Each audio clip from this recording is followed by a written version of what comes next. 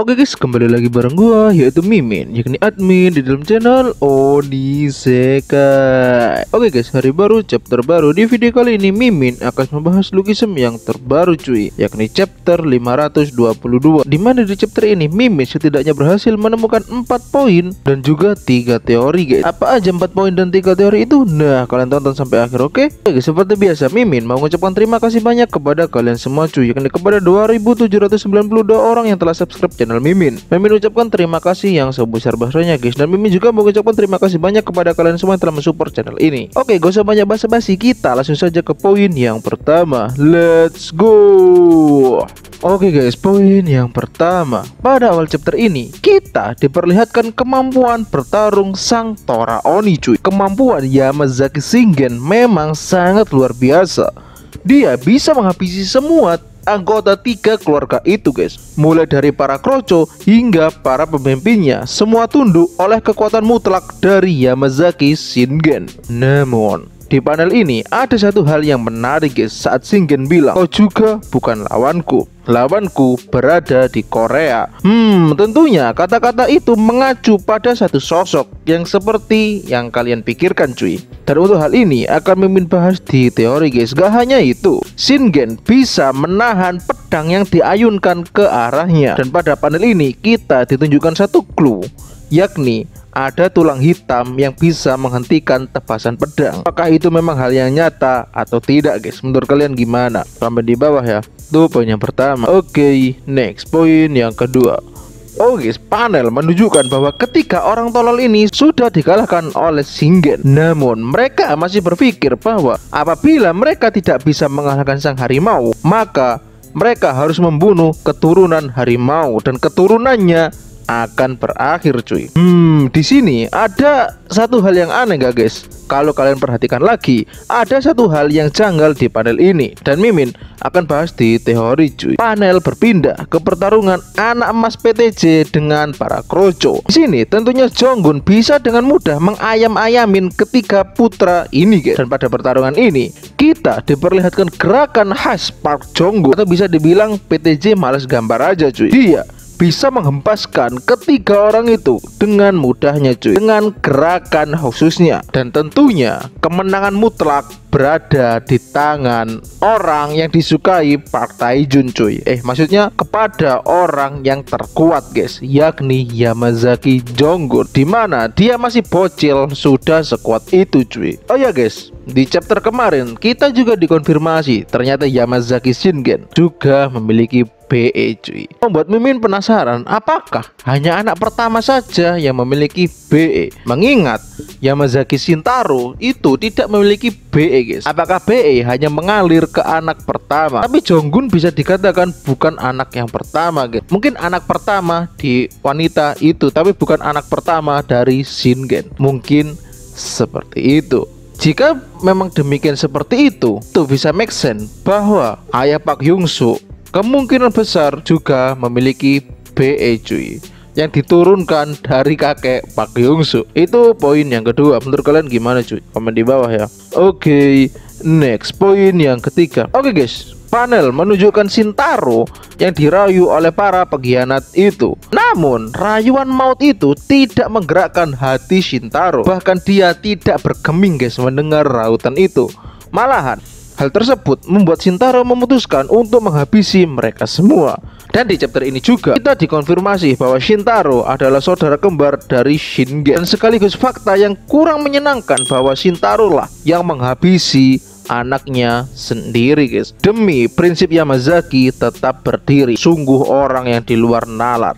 Itu poin yang ketiga. Menurut kalian gimana guys? Komen di bawah ya. Oke, next poin yang keempat sekaligus poin yang terakhir. Oke guys, panel berpindah di mana akhirnya sang Tora Oni bertemu dengan calon Shiro Oni. Sebelumnya jelaskan bahwa sebelum Shingen dikalahkan oleh Kim Gabrong, Shingen merupakan orang yang penuh dengan ambisi. Namun setelah dikalahkan oleh Gabrong, dia menjadi orang yang tidak peduli dengan keadaan di sekitarnya. Dan hal ini menurut Ibu Jonggun disebabkan oleh suatu kisah kecil. Sebenarnya kisah apa sih itu guys yang membuat Shingen seperti ini? Setelah mendengar cerita dari ibunya mengenai Shingen, Jonggun berpikir bahwa dia bisa membuat bangga ayahnya. dan mendapatkan pengakuan dari ayahnya guys.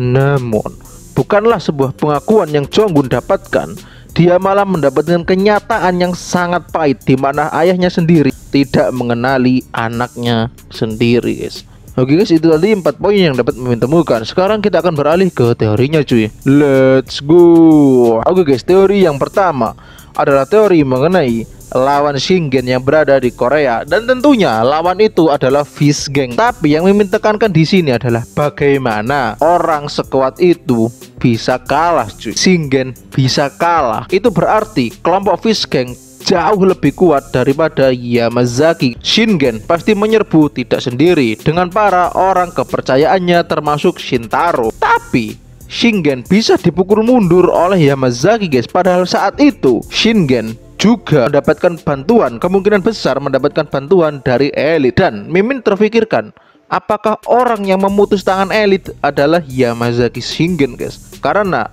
setelah tangannya diputus, elit memutuskan untuk membelot Yamazaki cuy. Menurut kalian gimana guys? Komen di bawah ya. Oke, next teori yang kedua adalah teori di mana salah satu anggota Yamazaki bilang, jika tidak bisa menangkap harimau, maka tangkaplah anak harimau dan keturunannya akan berakhir.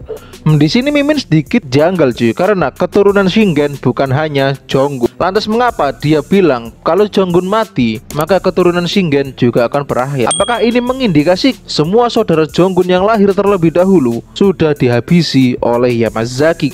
Karena mereka bisa dibilang tidak berguna bagi Yamazaki. Jika memang seperti itu, maka Yamazaki adalah klan yang bisa dibilang cukup gila cuy dalam mendidik SDM-nya. Itu diperkuat guys dengan sejauh ini kita masih belum diperkenalkan ataupun bahkan diperlihatkan siluet dari saudaranya Park Jonggun. Padahal Jonggun juga memiliki saudara meskipun berbeda ibu guys. Menurut kalian gimana? Apakah saudara Jonggun dihabisi oleh Yamazaki atau enggak guys? Komen di bawah. Oke, next. Teori yang ketiga sekaligus teori yang terakhir, yakni kisah apa yang sebenarnya terjadi sehingga membuat Shingen seperti itu. Dijelaskan melalui ibunya Park Jonggun bahwa Shingen dulunya adalah orang yang penuh ambisi, berani, dan sangat kuat. Bahkan dia sendiri kemungkinan besar bisa mengambangi Kim Gabrong cuy, menurut ibunya Jonggun. Tapi entah kenapa orang seperti itu bisa menjadi terpuruk sampai sekarang. Menurut Mimin ada dua hal. Yang pertama, dia kehilangan orang yang paling dia cintai. Mungkin dia kehilangan anaknya di perang melawan Fish Gang, atau mungkin dia bisa kehilangan istrinya juga saat melawan Fish Gang guys.